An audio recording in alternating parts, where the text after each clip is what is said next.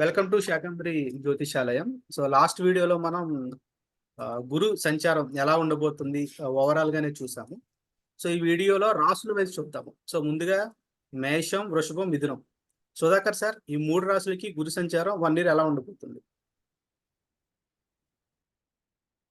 శాకంబరి జ్యోతిషాలం ప్రేక్షకులకు స్వాగతం, సుస్వాగతం. సో మేషరాశి వారికి గురుబలం ఉండింది ఇంతకుముందు.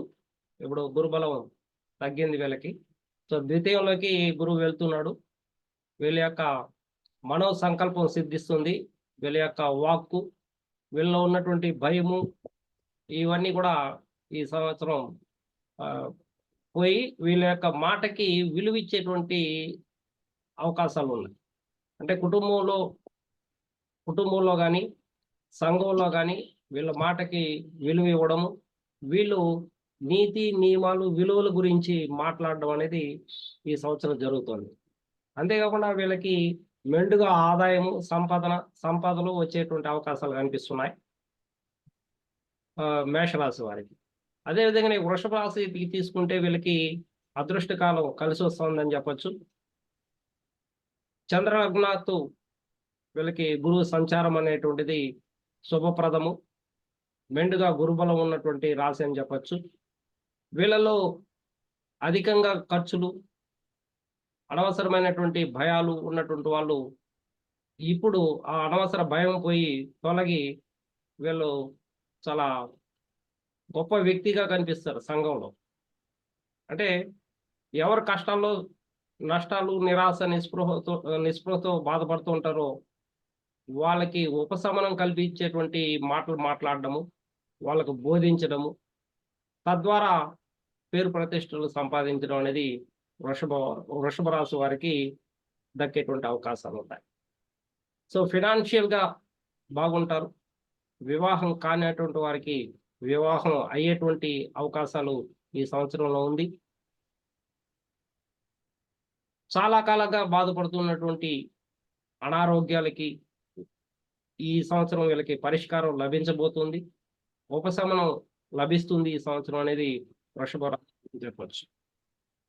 అట్లే వృత్తి, ఉద్యోగ, వ్యాపారం చేసేటువంటి వాళ్ళకి స్పెక్యులేషను, అట్లే ఊహాజనితమైనటువంటి ఆదాయం వచ్చేటువంటి అవకాశాలు ఉన్నాయి. అయితే వీళ్ళ దశాభుక్తుల్ని ఆలోచించుకొని వీళ్ళు ముందు అడుగు వేయాలా, ఆచితూచి అడుగు వేయాల్సినటువంటి అవకాశం ఉంది. మిథున రాశి వారికి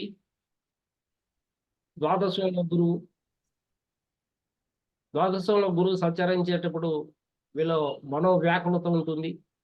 మనశ్శాంతి లేకపోవడము, రాత్రిలో నిద్ర పట్టకపోవడము, అనవసరమైనటువంటి ఖర్చులు, అతిగా ఆలోచించి వీళ్ళు తన ఆరోగ్యాన్ని భంగం కలుగుతూ ఉంటుంది. అయితే వీళ్ళు ఒక రకంగా అదృష్టం అని చెప్పచ్చు.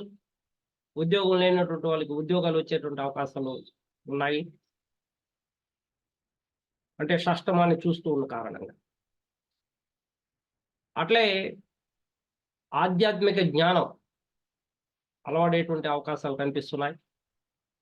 ఎవరైతే ఆస్ట్రాలజీ, అకల్ట్ సైన్స్లో ప్రావీణ్యత ఉంటుందో వాళ్ళకి గొప్ప పేరు ప్రతిష్టలు, తద్వారా డబ్బులు సంపాదించేటువంటి అవకాశము వీళ్ళకి మెండుగా కనిపిస్తుంది. అదేవిధంగానే మనము కర్కాటక రాశిని కానీ తీసుకుంటే, కర్కాటక రాశికి లాభస్థానంలో గురువు సంచారం అనేది చాలా గొప్పగా కనిపిస్తుంది. ఇప్పుడు సంఘంలో మంచి పేరు, నాయకత్వ లక్షణాలు, చాలా మందిని నడిపించేటువంటి నాయకత్వ లక్షణాలు వీళ్ళు మెండుగా కనిపిస్తుంది. ప్రజా సంఘాలకి అధ్యక్షుడిగా, ప్రజాసేవే ప్రథమావిధిగా భావించేటువంటి వాళ్ళు ఈ కర్కాటక రాశి వాళ్ళని చెప్పచ్చు.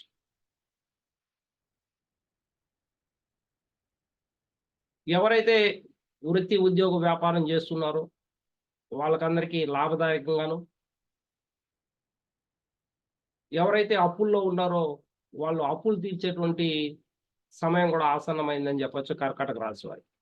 కాబట్టి కొత్త ఆలోచనతో, కొత్త ఉత్సాహంతో వీళ్ళు ముందడుగు వేస్తే వీళ్ళకన్నీ విజయాలు చేకూరుతాయి అనేది కర్కాటక రాశి వారికి చెప్పవచ్చు.